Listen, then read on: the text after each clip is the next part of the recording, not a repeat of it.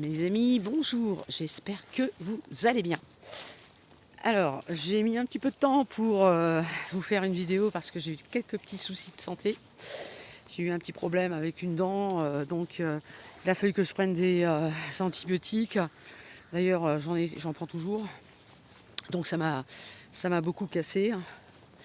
J'aimerais vous parler, vous raconter une expérience que j'ai vécue lors d'une de mes nuits, plutôt sur le matin, on va dire, au moment du réveil.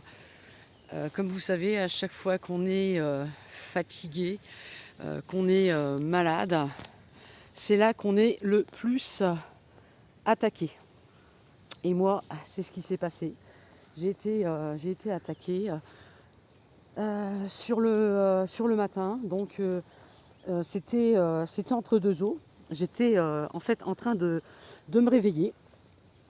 Et puis, je vois deux reptiliens arriver à quelques mètres de moi, en hauteur, à 1 mètre, on va dire 1 mètre 50, 2 mètres, 2 mètres du sol à peu près. Ils m'ont regardé tous les deux. On va dire, c'est comme si qu'ils étaient en mode observation. Oui, voilà, c'est ça. C'est pas... j'avais pas l'impression... Oh, les moustiques! Purée! J'avais pas l'impression que... oui, parce que là, on a un temps orageux. J'avais pas l'impression... Les moustiques, ils me suivent en plus. Cassez-vous, purée, les moustiques! Mais cassez-vous! Oh! Et... et ils étaient en mode observation, en fait. Ils m'observaient. Ils avaient pas l'air de me vouloir du mal. Enfin, je pense pas. Peut-être que si. J'étais entre deux eaux. Donc, deux reptiliens. Énormes. Kaki, vert foncé. Et ils étaient sur un disque argenté. Oui, effectivement, un disque argenté, c'est pas commun parce que moi perso, j'en ai jamais vu sur des disques argentés. C'est la première fois que j'en observe comme ça. Ils n'avaient pas l'air... Enfin, peut-être qu'ils avaient des vêtements, enfin, peut-être des tenues. Enfin, c'était quand même assez rapide. Ils étaient sur leurs deux pattes arrière, ça je m'en souviens très bien. Et les pattes avant, c'est comme si qu'ils se tenaient sur leurs disques en fait. Les disques argentés. Mais des disques argentés, mais d'une envergure de 3 mètres environ. Parce qu'eux, ils étaient très grands. Hein. Ils étaient vraiment très très grands. Donc ils m'observent. Moi, je ressens rien de particulier quand ils me regardent. Je veux dire, je n'ai pas l'impression d'être attaqué ou d'être... plutôt seulement d'être observé. Comme si qu'ils attendaient quelque chose en fait. Quoi, je sais pas. En tout cas, c'est ce que j'ai constaté. Et, à un moment donné, dans les secondes qui ont suivi cette observation, j'ai regardé mon corps. Alors, j'ai regardé mon corps comme ça. Quand j'ai regardé mon corps, j'ai vu qu'il était lumineux. Complètement, de lumière. Et il y avait une lumière qui sortait de mon corps. Je rayonnais. J'ai relevé la tête pour les observer de nouveau et ils ont disparu. Depuis, je ne les ai pas revus. Mais c'est ce on appelle ça des reptiliens primaires. Quand ils ont une queue, ce sont les reptiliens basiques, primaires, ceux-là. Ceux qui n'ont pas de queue, c'est des espèces, hein, si je puis dire, un petit peu plus évoluées dans leur classe d'espèces, dans leur catégorie. Mais ceux-là, et pourtant, vous allez me dire, ils étaient sur des disques des disques quand même, des disques volants. Ce qui veut dire que s'ils sont primaires, ils arrivent quand même à faire des disques volants, quoi. Donc, ça me ramène à penser qu'ils doivent bosser pour des reptiliens plus évolués. Voilà. C'est ce que j'en ai, ce que j'en ai conclu. Donc, je les ai observés. Je les ai pas vus arriver. Non, ça, je les ai pas vus arriver. Hein. Je vous montre un petit peu, Ben. Je les ai pas vus arriver, mais j'ai senti qu'on m'observait. Parce qu'en fait, je revenais dans mon corps. Et comme je vous avais déjà dit, raconté que sur au niveau du retour dans le corps physique, le champ visuel, enfin la perception visuelle du corps physique, on l'a une fois qu'on a réintégré son corps physique et qu'on a ouvert les yeux. Mais au niveau du corps astral, quand on est au-delà de 1,50 m à peu près, c'est là que le champ visuel prend le relais.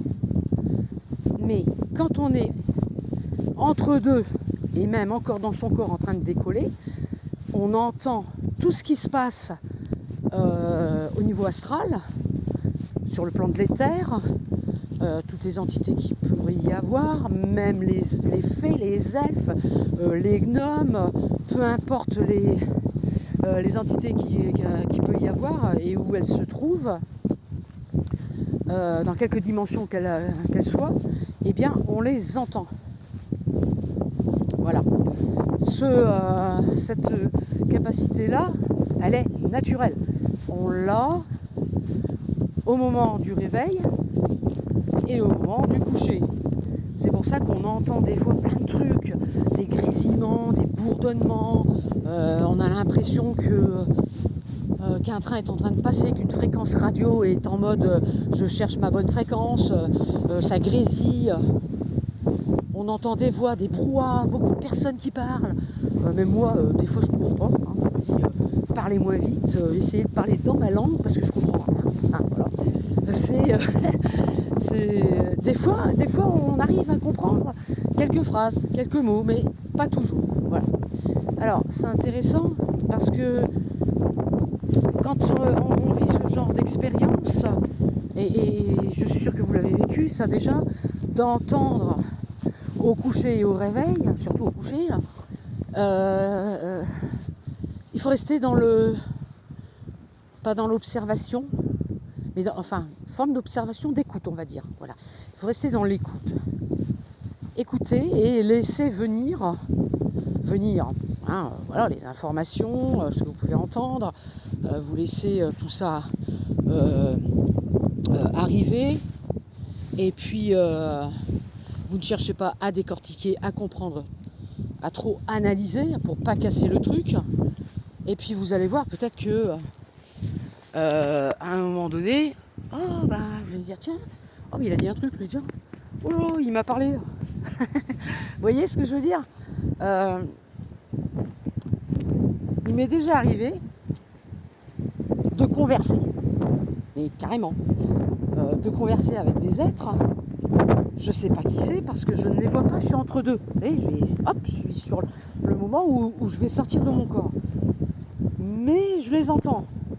Et ça parle, et ça parle, et ça discute, et ça discute. Genre, disons, il y a beaucoup à dire quand même sur moi là. Je fais, dites-moi, qu'est-ce qui se passe? Vous avez des informations à me donner? Qui êtes-vous? Qu'est-ce que vous voulez? Si vous n'êtes pas dans l'amour, dans la lumière, et si vous n'êtes pas dans ma fréquence énergétique positive et haute, et là, on augmente automatiquement dès qu'on dit ça, ces fréquences, et bien par l'intention aussi, le verbe et l'intention. Qu'est-ce qui se passe? Ah mince, je les entends plus. Oh mince, je les entends plus. En fait non, c'est que c'était pas des bonnes entités. Alors, à partir du moment où j'ai dit j'augmente mes fréquences, elles sont parties. Voilà. Donc ça peut être aussi un test intéressant quand vous êtes comme ça entre deux eaux, de tester, hein, de poser des questions et puis de dire carrément, bon voilà, si vous n'êtes pas, si vous n'êtes pas dans la lumière, si vous n'êtes pas positif, si vous n'avez pas des hautes fréquences vibratoires, partez quoi, partez, voilà, partez et puis laissez-moi sortir de mon corps tranquillos, voilà quoi. Hein. Donc ça m'était déjà arrivé de discuter comme ça. Et puis j'avais eu des retours, des phrases que j'ai plus en tête, mais j'avais des réponses. Alors quand c'est comme ça, on se dit ah ouais j'ai entendu ça, ouais mais c'est pas ma conscience, c'est pas mon mental qui dit cette phrase, parce que c'est tellement ma voix quoi, que je me dis c'est peut-être moi finalement qui me fait des films. Et c'est là que c'est délicat. C'est là que il faut la jouer subtile et qu'il ne faut pas commencer à trop analyser, parce que faut pas oublier que quand vous avez posé la question, quand vous avez dit avez-vous une information à me donner, il ne faut pas oublier, il faut vous rappeler que quand vous posez cette intention, vous posez cette question, il y a quelques secondes où il y a plus rien. C'est le silence, vous voyez. Alors, on attend sans attendre, parce qu'on écoute. Donc, on ne réfléchit pas en disant tiens, il va me donner cette réponse ou cette réponse. Non. Et puis là, on a la réponse. Parce qu'on ne se dit pas on veut avoir cette réponse. Donc, c'est la bonne réponse. En fait, c'est pas la bonne, mais c'est la réponse de... On ne sait pas qui. Mais on a la réponse. Si, entre deux, on se met... Il y a du vent, mais j'espère que vous m'entendez bien. Si, entre deux, on se met à analyser parce qu'on attend trop, et bien là, c'est parce que là, c'est nous, en fait, qui nous faisons des films. Vous voyez ? Là, on pense à un truc, et puis, comme on y pense, eh bien, on se l'attire, en fait. Vous voyez ? C'est nous qui nous faisons nos films. Voilà. Vous pouvez mettre aussi en exergue, en résonance, en rayonnance. Comment on peut dire ça ? Non. Activer. Vous pouvez activer tout simplement votre troisième œil. C'est-à-dire que lorsque vous posez l'intention, vous posez la question, pourquoi vous êtes là quand vous avez une visite ? Pourquoi vous êtes là ? Qui êtes-vous ? Présentez-vous. Direct. Vous attendez la réponse. Et en attendant la réponse, vous n'analysez pas, vous ne cherchez pas à vous dire je vais avoir telle réponse, machin, truc. Non. Vous attendez sans attendre qu'il y ait une réponse. Et vous avez toujours les yeux fermés. Donc vous regardez droit devant vous, les yeux fermés, sans loucher. Tranquille. Il faut que ce soit apaisant. Il faut pas ressentir une pression ou une douleur ou autre. C'est comme ça qu'on va travailler le troisième œil. S'il y a quelque chose, s'il y a une présence, vous allez la voir. Ça aussi, c'est intéressant. On peut coupler l'audition. Enfin, je sais pas si on dit ça comme ça. Enfin bref, entendre. Hein, voilà, si quelqu'un vous parle sur une certaine fréquence.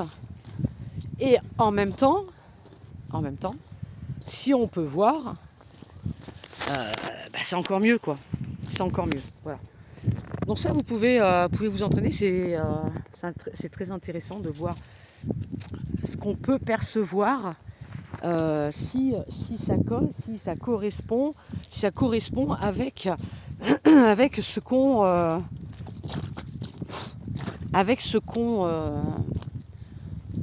qu'on entend. Et si vous voyez, On peut faire le test d'ouvrir les yeux pour voir si vous voyez toujours les yeux ouverts. La même chose. Maintenant, ça dépend eux s'ils veulent vraiment se montrer là dans la 3D, quoi. Ils peuvent se matérialiser, semi-matérialiser. Si vous êtes médium, ils vont vous prendre un peu d'énergie éthérique, astrale, plasmique, voilà, de vos corps subtils pour se densifier plus ou moins, ou du moins une partie, la tête ou le buste. Ben, non, non, non, non, tu viens là. Tu viens là. Viens là. S'ils ne veulent pas se montrer, bah, vous ne les verrez pas dans la pièce. Voilà.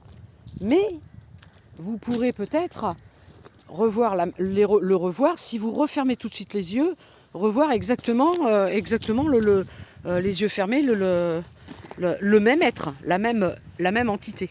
Voilà. Ça, c'est des tests qui sont intéressants à faire.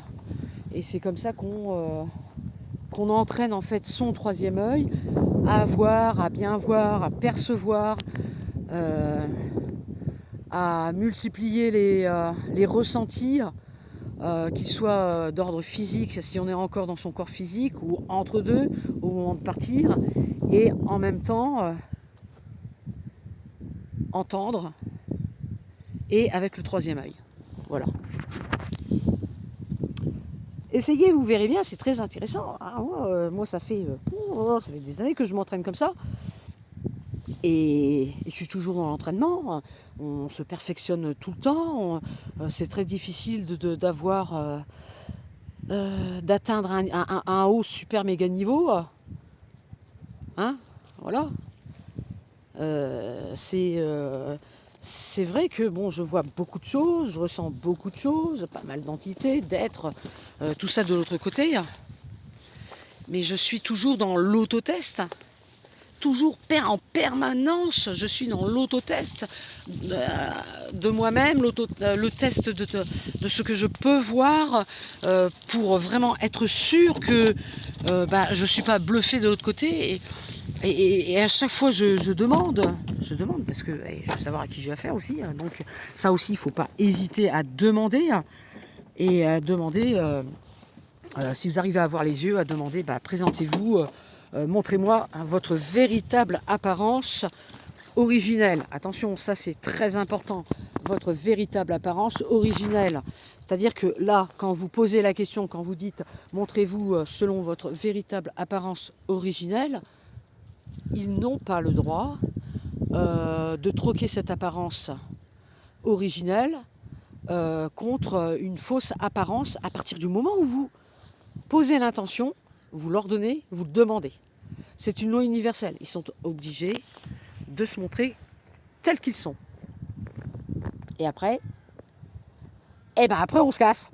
parce qu'on a la trouille et parce qu'on a vu un truc qui nous a foutu les jetons, pas possible. Voilà. Bon. Mais il ne faut pas avoir la trouille, je vous l'ai déjà dit. Il ne faut pas avoir la trouille. Parce que plus vous allez avoir la trouille et plus ils vont se servir de cette trouille pour vous incorporer. Oui, il y a des personnes qui sont incorporées comme ça. Hein. C'est-à-dire qu'en fait, ils donnent leur corde vocale. C'est des médiums à effet... comment on les appelle ceux-là? Les médiums à incorporation. Bref, ils donnent leur corde vocale. Voilà. Volontairement ou involontairement, ils donnent leur corde vocale.